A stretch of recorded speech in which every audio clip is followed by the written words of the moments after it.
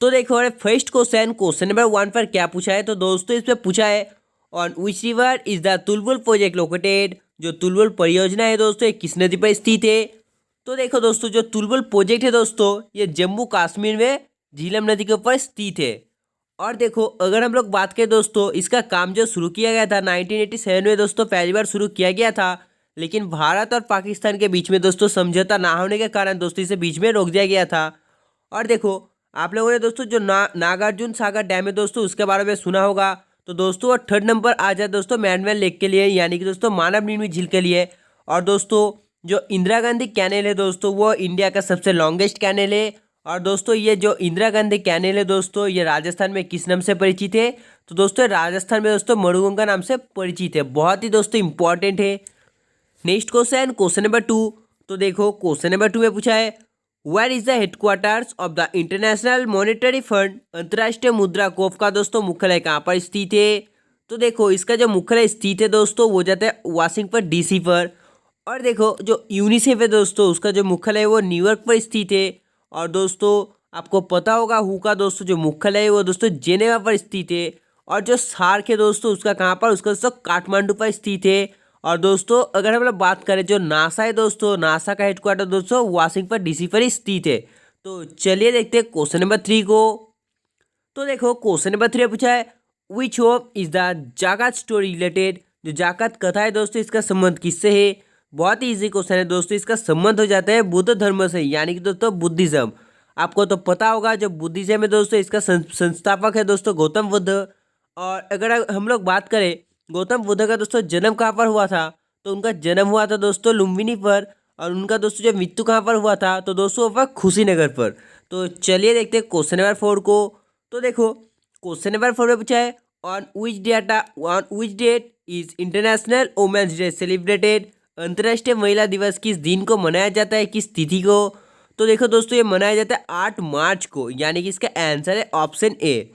और अगर हम लोग बात करें दोस्तों जो आर्मी डे है दोस्तों ये किस दिन को मनाया जाता है।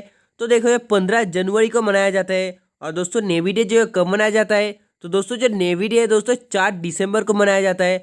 और ह्यूमन राइट्स दोस्तों आपको पता ही हो 10 दिसंबर को मनाया जाता है। तो देखो क्वेश्चन नंबर 5 में पूछा है Nalanda university is presently located in which state. जो नालंदा विश्वविद्यालय है दोस्तों वर्तमान में किस राज्य पर स्थित है। तो दोस्तों देखो वर्तमान में दोस्तों बिहार पर स्थित है यानी कि Nalanda university is presently located in Bihar state. तो चलिए देखते हैं क्वेश्चन नंबर 6 को। तो देखो क्वेश्चन नंबर 6 में पूछा है दोस्तों what is an enzyme basically. जो एंजाइम है दोस्तों मूल रूप में यह क्या होता है। तो देखो दोस्तों ये मूल रूप में प्रोटीन होता है यानी कि दोस्तों इसका आंसर है ऑप्शन डी प्रोटीन। तो देखो क्वेश्चन नंबर 7 है दोस्तों बहुत ही शानदार सवाल पूछे। इसमें पूछा है जो 2.5 दिन का झोपड़ा मस्जिद है दोस्तों कहाँ पर स्थित है।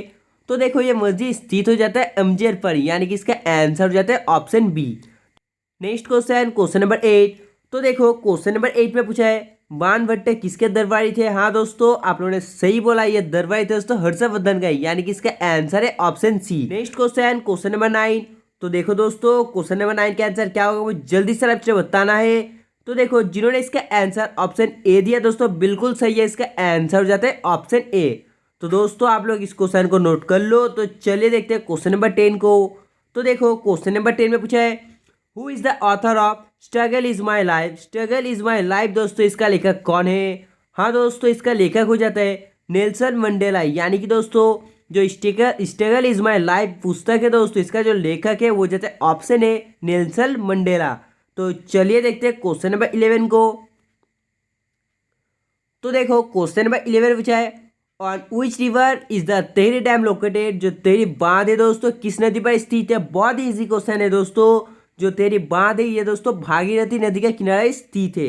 तो चलिए देखते हैं क्वेश्चन नंबर 12 को।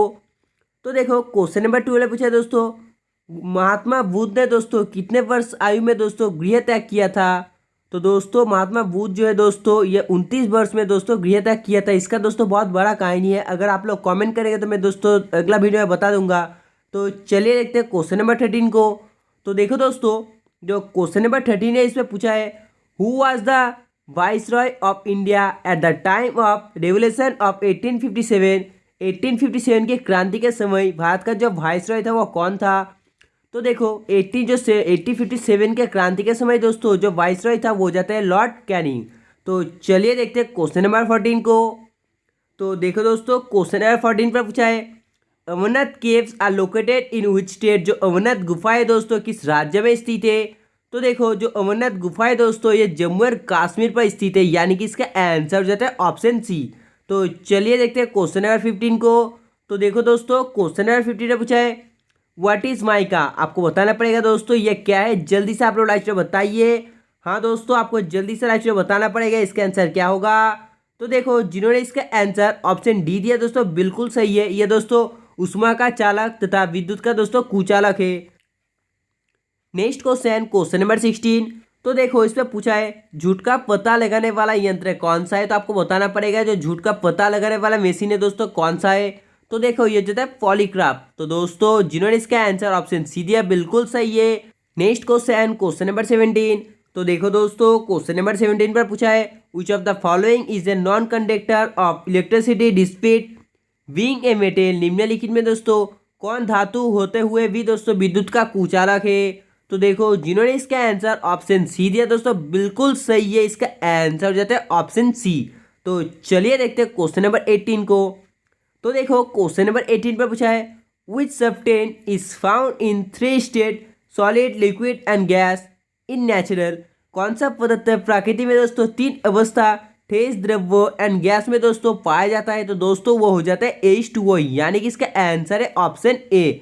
तो देखो नेक्स्ट क्वेश्चन नंबर 19 पर पूछा है which is the important metal use to make rust free iron. जंग रहित लोहा बनाने में दोस्तों प्रयुक्त होता है ये महत्वपूर्ण धातु है। तो आपको बताना पड़ेगा इसका आंसर क्या होगा। तो दोस्तों देखो ये हो जाता है ऑप्शन सी क्रोमियम, यानी कि 19 नंबर क्वेश्चन का आंसर हो जाता है ऑप्शन सी क्रोमियम। तो चलिए देखते हैं क्वेश्चन नंबर 20 को। तो दोस्तों इससे पूछा है व्हाट इज हीमोग्लोबिन। जो हीमोग्लोबिन है दोस्तों ये क्या होता है। हीमोग्लोबिन दोस्तों हो जाता है प्रोटीन। तो 20 नंबर क्वेश्चन का आंसर है दोस्तों option A protein.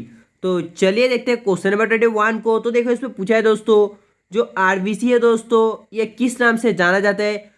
Bye which name are red blood cells known. आपको बताना पड़ेगा लाल रक्त कणिका है आरबीसी किस नाम से जानी जाती है। आप लोग जल्दी से लाइक बताइए। हाँ दोस्तों आप लोगों ने बिल्कुल सही कहा, इसका आंसर हो जाता है ऑप्शन ए। तो चलिए देखते हैं क्वेश्चन नंबर 22 को। तो दोस्तों देखो इसमें पूछा है पेप्सिन है एक। आपको बताना पड़ेगा दोस्तों पेप्सिन इज ए। जल्दी से आप लोग बताइए। हाँ दोस्तों आप लोगों ने सही बोला, इसका आंसर हो जाता है ऑप्शन ए, यानी कि दोस्तों 22 नंबर क्वेश्चन का आंसर हो जाता है ऑप्शन ए। तो चलिए बढ़ते हैं नेक्स्ट क्वेश्चन नंबर 23 की ओर। तो देखो इसमें पूछा है पाचन क्रिया में प्रोटीन निम्नलिखित में से किस पदार्थ में दोस्तों बदल जाता है। तो देखो दोस्तों ये बदल जाता है ऑप्शन सी एमिनो एसिड में, यानी कि दोस्तों जिन्होंने इसका answer option C amino acid दिया दोस्तों बिल्कुल सही है। इसका आंसर है ऑप्शन सी। तो देखो क्वेश्चन नंबर 24 में पूछा है what is the approximate amount of CO2 in our exhale breath air. आपको बताना पड़ेगा हमारी छोड़ी हुई सांस में दोस्तों हवा में CO2 की मात्रा लगभग कितना % होता है। तो देखो दोस्तों परसेंट हो जाता है 4%, यानी कि इसका आंसर है ऑप्शन ए। तो चलिए क्वेश्चन नंबर 25 को देखते हैं। तो देखो इसमें पूछा है और what principle does the rocket work. Rocket की सिद्धांत पर दोस्तों कार्य करता है। आप सभी को पता है दोस्तों जो रॉकेट सिद्धांत का कार्य करता है दोस्तों न्यूटन के तृतीय नियम, यानी कि दोस्तों न्यूटन का थर्ड लॉ पर दोस्तों कार्य करता है। तो देखो क्वेश्चन नंबर 26 भी दोस्तों आपके लिए बहुत ही इंपॉर्टेंट है। आप लोग जल्दी से लाइव चैट बताइए इस क्वेश्चन का आंसर क्या होगा। आप लोग जल्दी से दोस्तों लाइव चैट में कमेंट के बताइए। हाँ दोस्तों जिन्होंने इसका आंसर ऑप्शन ए गति का पहला नियम फर्स्ट लॉ ऑफ मोशन दिया दोस्तों बिल्कुल सही है। इसका आंसर हो जाता है ऑप्शन ए। आप लोग दोस्तों इस क्वेश्चन को भी नोट कर सकते हो, आपके लिए बहुत ही इंपॉर्टेंट है। Next question number 27। तो देखो इस पे पूछा है at what temperature is the density of water maximum. किस तापमान पर जल का घनत्व अधिकतम होता है। तो आपको बताना पड़ेगा दोस्तों किस तापमान पर जल का घनत्व जो अधिकतम होता है। तो देखो वो जाता है 4 डिग्री सेल्सियस पर, यानी कि इसका जो आंसर है वो जाता है दोस्तों ऑप्शन डी। तो चलिए देखते हैं क्वेश्चन नंबर 28 को। तो देखो इसमें पूछा है which one of the following was use as a chemical weapon in the First World War. प्रथम विश्व युद्ध में दोस्तों निम्नलिखित में से किस एक का रासायनिक युद्ध रूप में दोस्तों प्रयोग किया गया था। आपको जल्दी से बताना पड़ेगा इसका आंसर क्या होगा। तो देखो जिन्होंने इसका answer option C mustard gas दोस्तों बिल्कुल सही है, इसका आंसर हो जाता है option C. Next question, question number 29। तो देखो दोस्तों क्वेश्चन नंबर 29 पर पूछा है Galina is a chemical name. तो आपको बताना पड़ेगा जो गैलिना है दोस्तों इसका रासायनिक नाम क्या है। तो देखो दोस्तों इसका जो रासायनिक नाम है दोस्तों, रासायनिक नेम हो जाता है लेड सल्फेट, यानी कि दोस्तों इसका आंसर है option A. Next question, question number 30। तो देखो क्वेश्चन नंबर 30 में पूछा है the toxin is a type of. जो टॉक्सिन है दोस्तों ये एक प्रकार का होता है। तो देखो जो टॉक्सिन है दोस्तों ये एक प्रकार का जो है जहरीला पदार्थ होता है। तो दोस्तों आज की वीडियो बस इतना ही। अगर आपको वीडियो पसंद है तो प्लीज़ दोस्तों वीडियो को लाइक करना, और जिन्होंने अभी तक चैनल को सब्सक्राइब नहीं किया है दोस्तों प्लीज़ दोस्तों चैनल को सब्सक्राइब कर लो, और बाजू में जो बेल आइकन है दोस्तों इसे प्रेस कर लेना। तब तक बाय, जय हिंद जय भारत।